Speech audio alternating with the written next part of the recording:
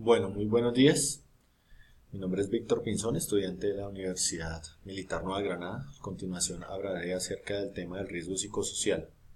El riesgo psicosocial en la actualidad es un factor de riesgo que se debe tener en cuenta en las organizaciones, dado que las personas tienen diferentes personalidades, culturas, identidades y demás elementos que caracterizan la persona como ser humano.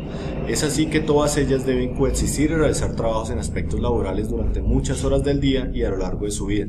En razón a ello, esos factores característicos hacen que se presenten problemas y situaciones que debilitan la mente de las personas, y es cuando se generan factores de riesgo psicosocial que deben ser tenidos en cuenta por las personas encargadas de gestionar los riesgos y evitar afectaciones a la salud de los trabajadores y afectaciones a la misma organización.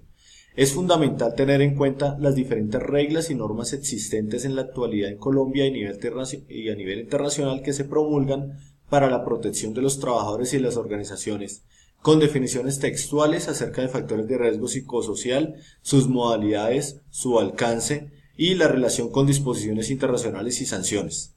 A continuación hablaré de la normatividad existente en Colombia en materia de riesgo psicosocial y seguridad salud en el trabajo. Inicialmente me referiré al decreto 1072 de 2015, por el medio del cual se expide el decreto único reglamentario del sector trabajo. Este decreto fue expedido por el presidente de la República de Colombia, se encuentra vigente actualmente y aplica a todas las entidades del sector trabajo, así como a las relaciones jurídicas derivadas de los vínculos laborales y las personas naturales o jurídicas. Este decreto está compuesto por 3 libros. El primer libro es la estructura del sector trabajo, el cual tiene 2 partes. El segundo libro es el régimen reglamentario del sector trabajo, que también tiene 2 partes. Y el libro número 3, que contiene disposiciones finales.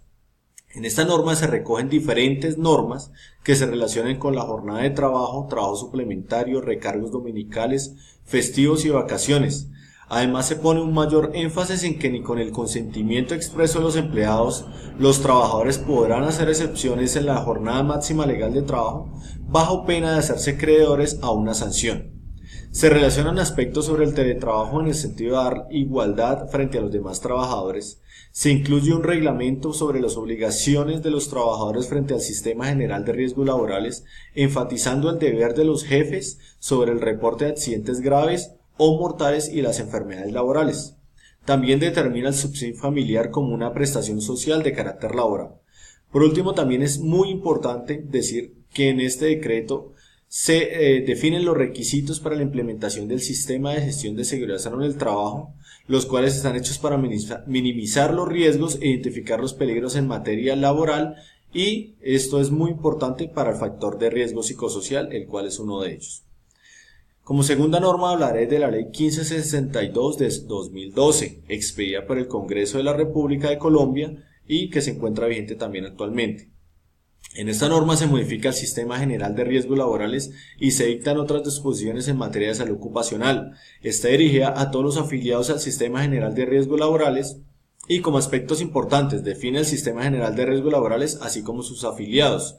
Cambia la definición de salud ocupacional por seguridad salud en el trabajo, así como la definición de programa de salud ocupacional por sistema de gestión de seguridad y salud en el trabajo.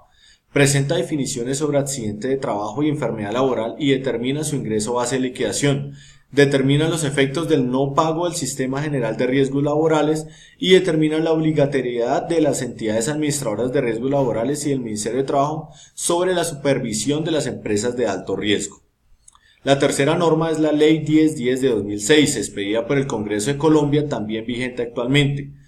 En esta norma se adoptan medidas para prevenir, corregir y sancionar el acoso laboral y otros hostigamientos en el marco de las relaciones de trabajo.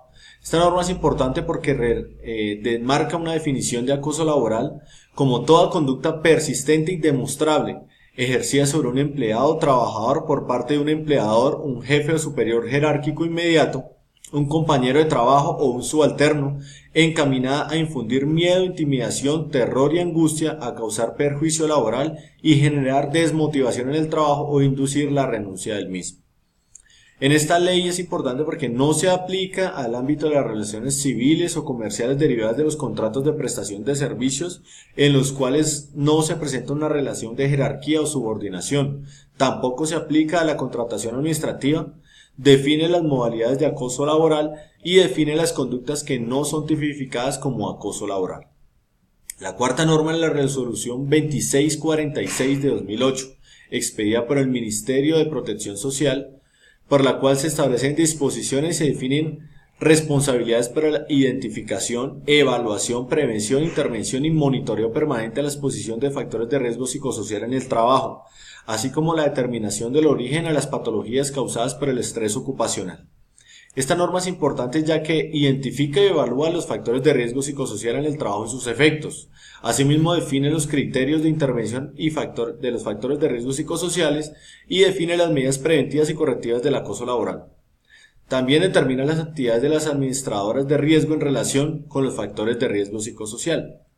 La quinta norma es la resolución 0652 de 2012 expedida por el Ministerio de Trabajo, por la cual se establecen la conformación y funcionamiento del Comité de Convivencia Laboral de entidades públicas y empresas privadas y se dictan otras disposiciones. Esta resolución aplica a empleadores públicos y privados, servidores públicos, trabajadores dependientes y las administradoras de riesgos profesionales en lo de su competencia. Determina los requisitos en la conformación y funcionamiento de los comités de convivencia laboral. Determina la cantidad, el periodo y las funciones de los comités de convivencia laboral. Estos comités son importantes ya que constituyen una medida preventiva de protección a los trabajadores frente al acoso laboral y contra los factores de riesgo psicosocial en el trabajo. Es importante mencionar que esta ley fue modificada parcialmente por la resolución 1356 de 2012, la cual realizó unas modificaciones respecto a la conformación a las reuniones y los periodos de transición de los comités de convivencia laboral. Su expedición se realizó debido a que el Ministerio de Trabajo determinó que debían ampliar los plazos para que las empresas creen los comités de convivencia laboral en beneficio de los trabajadores. Los comités de convivencia laboral quedaron establecidos de la siguiente forma: 2 representantes del empleador y 2 trabajadores de acuerdo al tamaño de la empresa. En las empresas de 20 trabajadores será de un representante del empleador y un trabajador. Se deberá crear un comité por empresa y el comité de convivencia laboral se reunirá cada 3 meses y extraordinariamente cuando se requiera. Por último, como conclusiones es importante decir que la gestión de los riesgos abarca muchos factores que deben ser analizados correctamente siguiendo los parámetros establecidos en las normas dispuestas para ello, con el fin de evitar pérdidas en rentabilidad y confianza, así como afectaciones en la salud y seguridad de los trabajadores, para así poder cumplir con los objetivos y metas de las organizaciones. El riesgo psicosocial es reconocido actualmente por la Organización Internacional del Trabajo como complicado y con efectos reales, por lo cual debe ser considerado seriamente por todas las organizaciones. Es por ello que es fundamental conocer los síntomas y los efectos que produce este factor de riesgo en los trabajadores y los conflictos que generan el cumplimiento de los objetivos organizacionales.